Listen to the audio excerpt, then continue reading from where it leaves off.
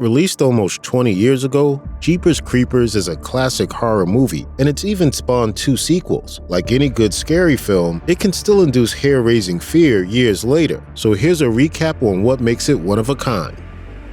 Jeepers Creepers follows siblings Darry Jenner and Patricia Trish Jenner, who begin the movie on a road trip home from college. They're on spring break in rural Florida on a country highway, with time on their hands and taking the scenic route to where they're going, so the scary movie setup is perfect.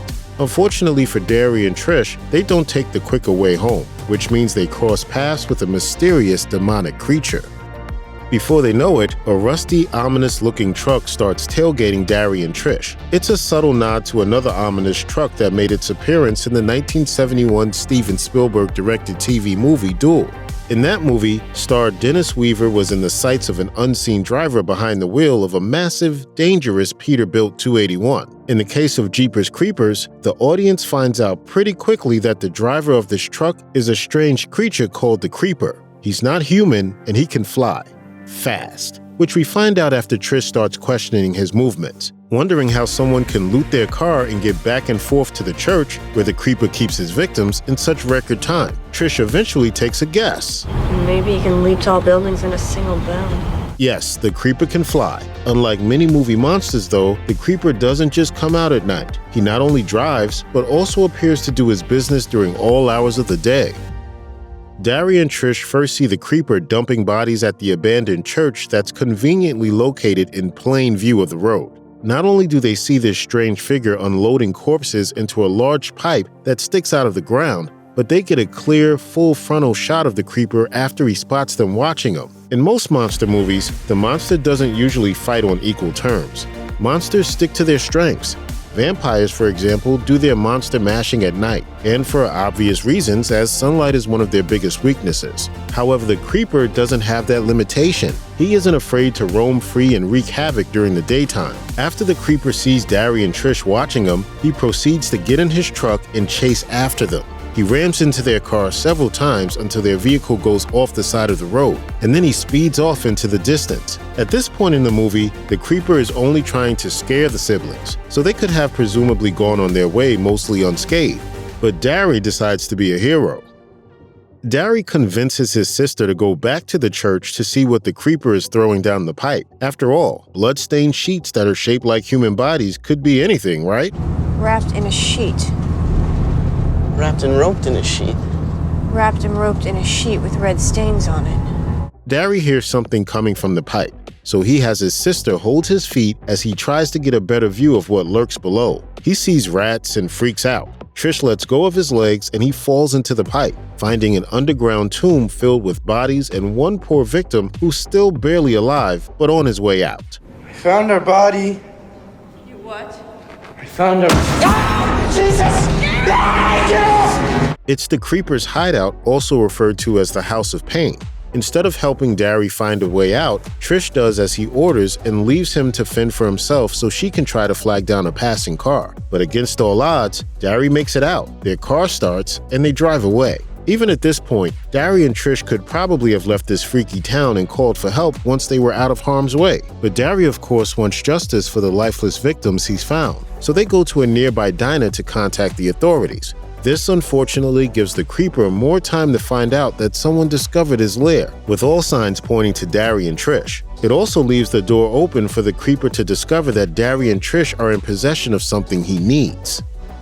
After finding the bodies and linking them to the creeper, the siblings contact local authorities to solve a case involving hundreds of dead people. Stuck up on the walls like some psycho version of the Sistine Chapel.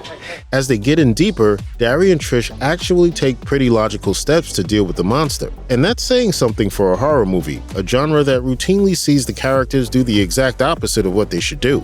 Even after the first cops to respond are killed by the creeper, the siblings drive to an old woman's house and ask to call the police. Caught in the crosshairs, the creeper kills the woman. Escaping to their vehicle, Darry and Trish momentarily hurt the creeper by running him over. By now, they've seen this inhuman face and know he can fly, so it wouldn't have been out of the ordinary for them to stop seeking help from the authorities.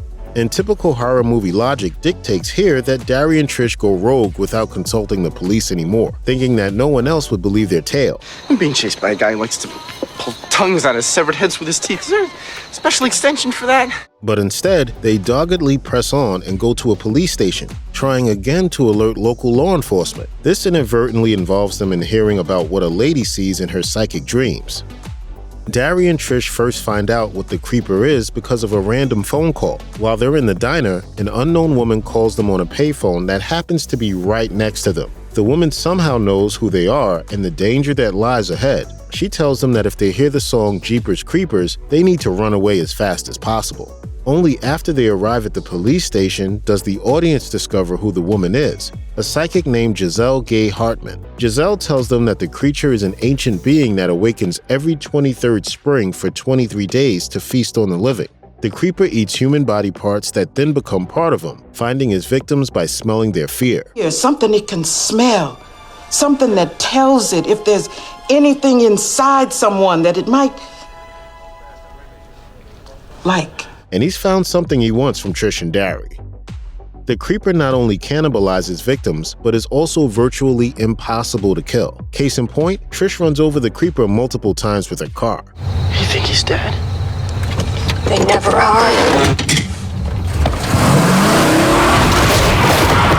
The creeper momentarily appears mutilated and dead, but then a wing sprouts up from the creeper and the siblings drive off in fear. They have no clue what they're dealing with, but they're not going to stick around to find out. The creeper follows Trish and Darry to the police station and rejuvenates himself by eating prisoners' body parts. So while the creeper can be hurt, at least in this first film in the series, he can't be killed. That makes Jeepers Creepers even more terrifying, since the only way to defeat the creeper is to survive his 23 days of terror. Darry never stood a chance. The movie takes its name from the 1938 song Jeepers Creepers, but the song itself isn't just the title of the movie, it also plays a significant, sinister role in the story. After Giselle plays it for Darry and Trish on the phone, she gives them an ominous warning to run whenever it's played. They hear it again in their car, then Giselle sings it at the police station. Jeepers Creepers, where'd you get those peepers? Perhaps most maddening of all, the song plays at the end of the movie during the big reveal. Since the creeper is attracted to specific humans and will stop at nothing until he gets what he desires, the song's lyrics are decidedly sadistic when paired with Jeepers Creepers the movie. The lyrics, in fact, foreshadow Darry's fate. Jeepers Creepers has a memorable ending, easily forgotten over time, and unfortunately only one of the two main characters survive.